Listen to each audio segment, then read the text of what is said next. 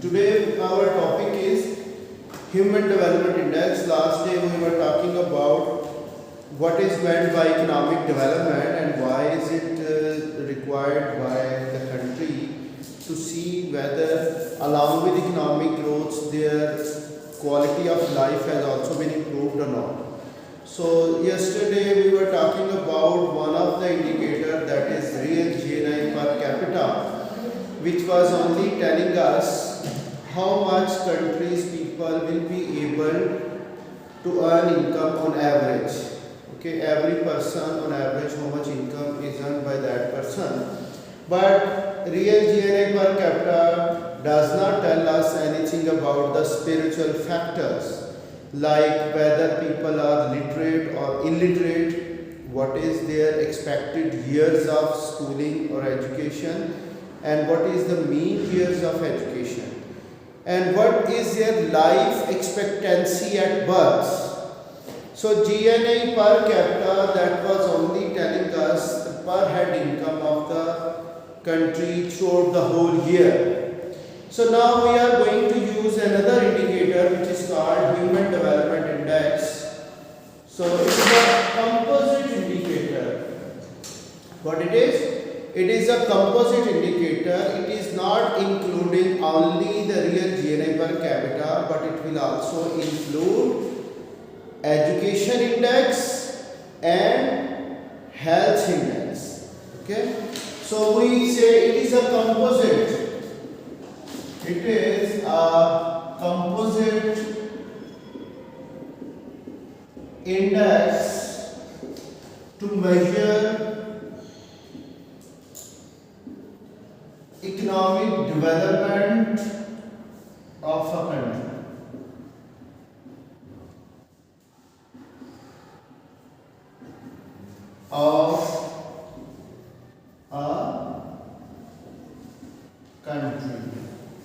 So it includes three things. What are those three things? One is real GNI per capita. I am going to write one more word with it. This is purchasing power parity exchange rate. What do you mean by purchasing power parity exchange rate? We studied in our AS level that now it is adjusted for inflation rate of the two countries. Like we are measuring our exchange rate at our current year prices, today's exchange rate, when we measured it with respect to price level of our country and the price level of the country about which we are measuring the exchange rate. For example, against dollar, we will adjust this exchange rate with the prices of USA and the price level of Pakistan. That will give us what? Real GNI per capita and purchasing power parity exchange rate. Okay, which is the real exchange rate, because every country's currency is having different exchange rate value with dollar. So that is adjusted with respect to the inflation rates. Clear? So this will tell us how much in money terms the country is able to earn per head per annum. Okay. Another thing which is included in HDI, that is education index. Education index. It will tell us about the literacy rate of a country, whether more people are literate, they are educated or uneducated. Okay. It includes expected years of education, expected years of education in a country, plus mean years of education. Mean years of education. And then we take the average value divided by 2. This will give us what? Education index of the country. For example, in one country there are 18 years of expected education. In one country, 18 years, everyone has to get education.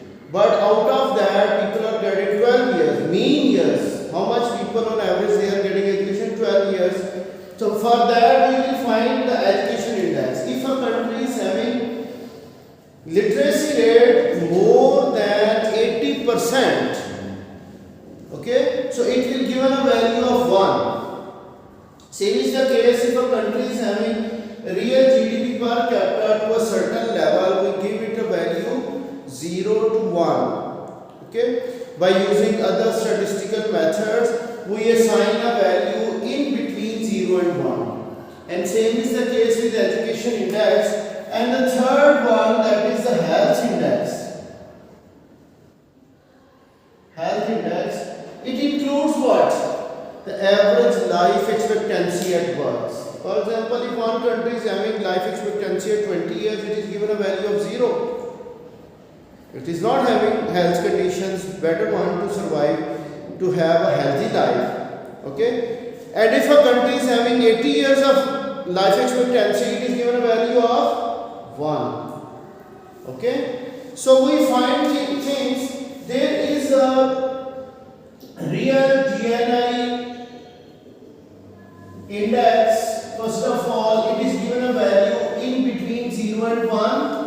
For example, if a country is having GNI per capita more than $50,000, so it will be given a value of closer to 1 even. And others, they are having lower GDP per capita, less than $10,000, so they are given a value of maybe point something or even to 0. There are different ranges. But this is not our topic. I want to say education index and health index.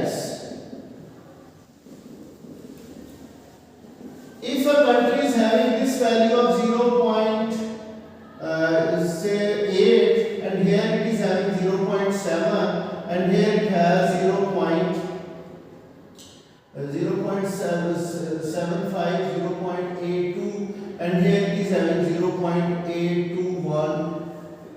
Okay, these are the three things. So add them up and divide it by 3. Whatever the value is coming, that is the HDI value of a country. HDI value, for example, in case of Norway, its value is 0.945. So how much it is away from 1? Close to 1. So this country which has the HDI value closer to 1, so it is very high development index for that country.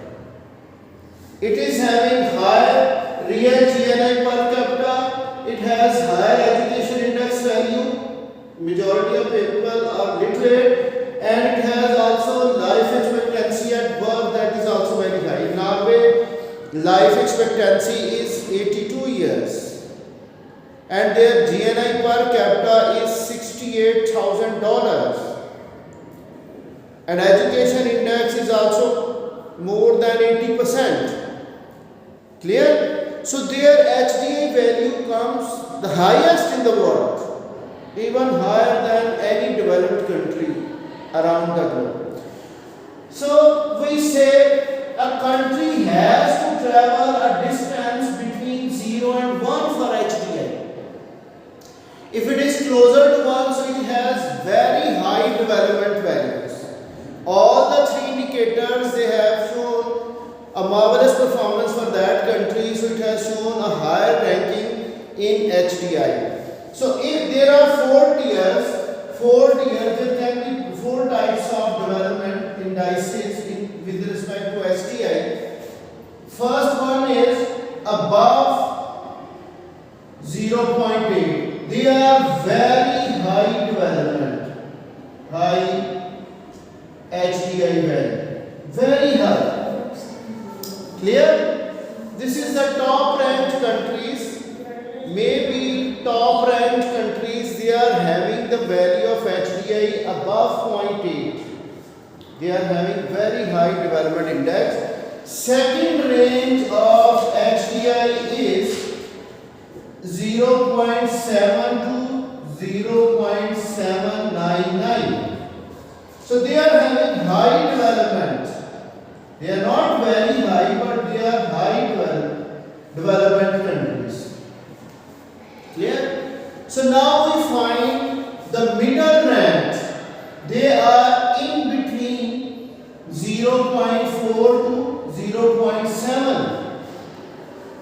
middle developed countries. They are not too high, they are not having too low, so they are in between 0.5 and 0.7. So below 0.5, they are having below 0.5 value, they are low developed index countries, low development countries. They are not having development levels too high, they are miserable countries. While they are having a lower value, lower than 0.5, their GNI per capita is very less, their education index is very low, their health conditions are also very low. For example, in our country, we have the value of 0.545, you can say. So Pakistan needs to improve this value not only by GNI per capita, it can improve education level, it can improve the health conditions, then HDI value will also improve. Clear? This HDI index was given by Pakistani economist Dr. Mahbubullah when he was working under United Nations Development Program. So he produced World Development Report in 1994, in which they have collected data of all the countries which are registered under United Nations.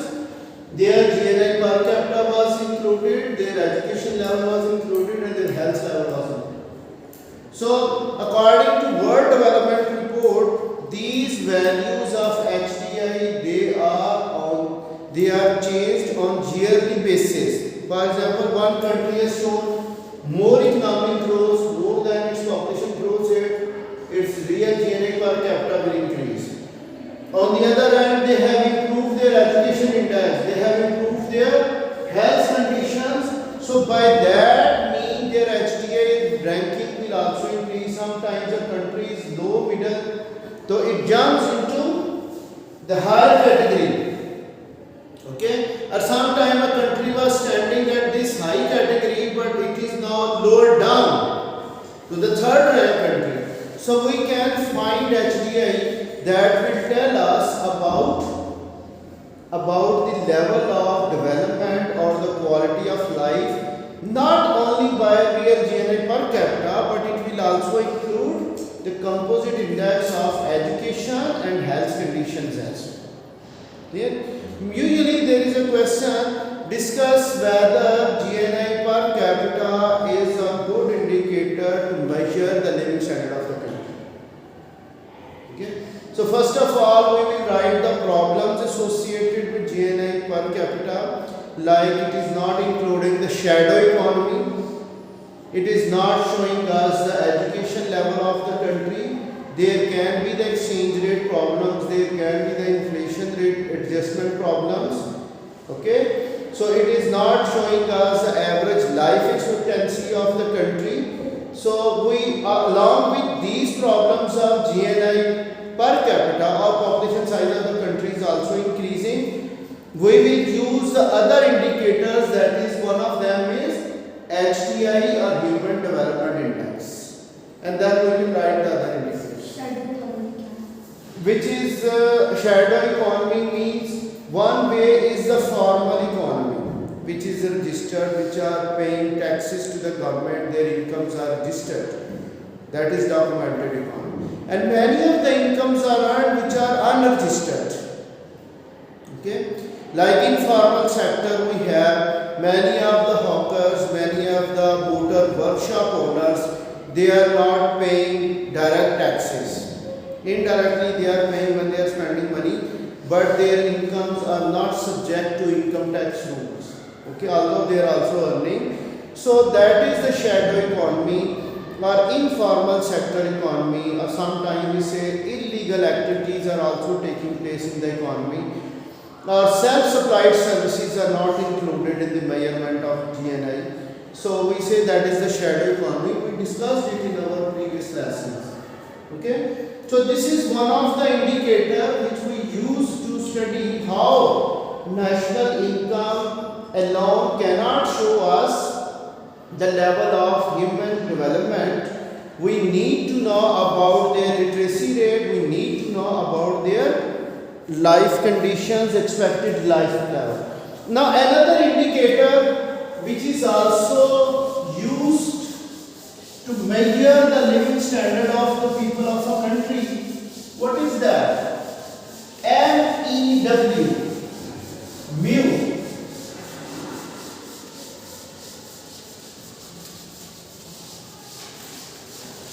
What is mu? Another indicator is that measurable economic welfare. Measurable economic welfare. That is called mu. Now, do you think whatever is included in GDP, that is all measured activities of the country? The self-supplied services, they have not been included in the measurement of GNI or GDP. They have to be included. Okay? For example, if I am self-driving, so that income is not measured in case of GNI. So that should be included as well.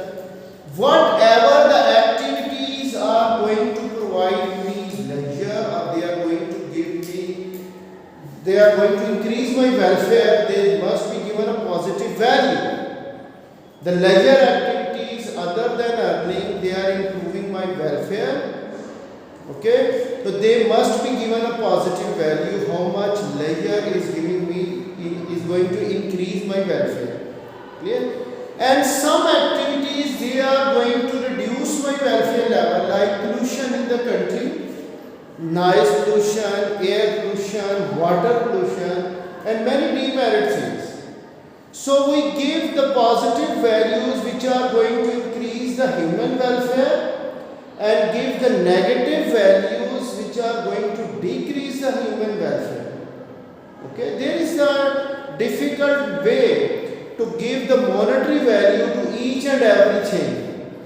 But according to this indicator, they say whatever the economic activities are being performed, whether they are directly benefiting us or they are indirectly harming us, they should also be given a value. Okay, for that reason, if directly market is not giving us the value, we need the shadow prices or imputed values to assign the value to the pollution, that it is going to decrease the welfare of the people, and we will assign the positive value to the leisure activities which are going to improve the welfare of the people. So by that index, we will see whatever the income level we measured by GNI or GDP, that will either increase when more positive things are added, or that will decrease when more negative things are subtracted from that. Clear or not? So measurable economic welfare means whatever the things are neglected by measuring GDP or GNI, they must be given a value in terms of money. Either they are positive, they will be added up, and when they are negative, they will be subtracted. So the net value will just tell us whether the welfare of people in that country has increased or decreased. If crime rate is increasing, so that means although GDP is growing up, but the welfare of people is decreasing due to increasing crime rate in that country. Clear? So welfare, is it going to be measurable in the form of the positive things? If market is not giving us any rate, we will need to know about the imputed values. What is the imputed value or shadow prices? If there is pollution, how much cost will be incurred to clean the environment? Or if along with economic growth, some of the farms, they have polluted the clean drinking water. So how much cost will be incurred to clean that water again, to recycle it? So these things will tell us about measurable economic welfare of the people. Now one index is left over, that is multi-dimensional poverty index. What it is? Multi-dimensional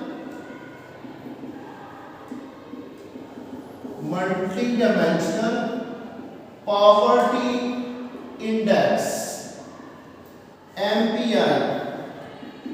Did we measure poverty by using all the previous indices like GNI per capita?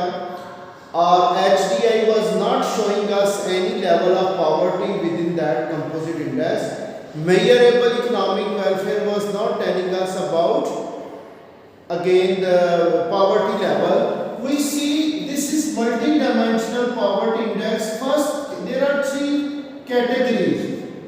One is, we can say, the food category or the basic necessities categories. It includes 6 items within it, like food items and fuel everyone is provided, and clean drinking water, availability of clothes to the children. So whatever the 6 items, I don't remember the 6 names of those goods, they are included in the first thing. And this indicator is given 33% value. If one family, one person is able to fulfill the basic necessities of life, which includes the 6 items, it means it has covered 33% of his poverty. It is not poor regarding this first item. Second is education. Education means how many children are enrolled in the primary education, how many are going to have regular education, how much is the absenteeism. So we see education index is also given a value of 33%. And the third index is healthcare.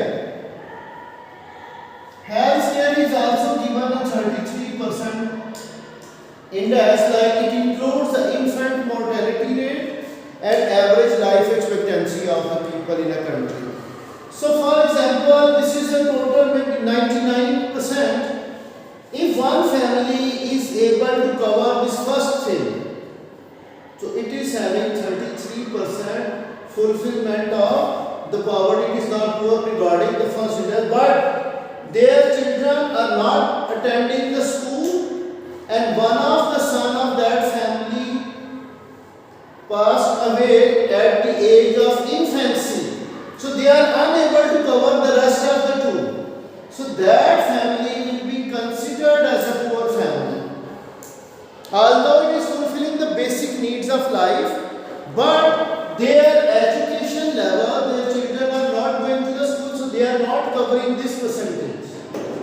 And one of their kids passed away due to any fatal disease during infancy. Clear? So they are unable to achieve the health care for their family. So that family will be considered as a poor one.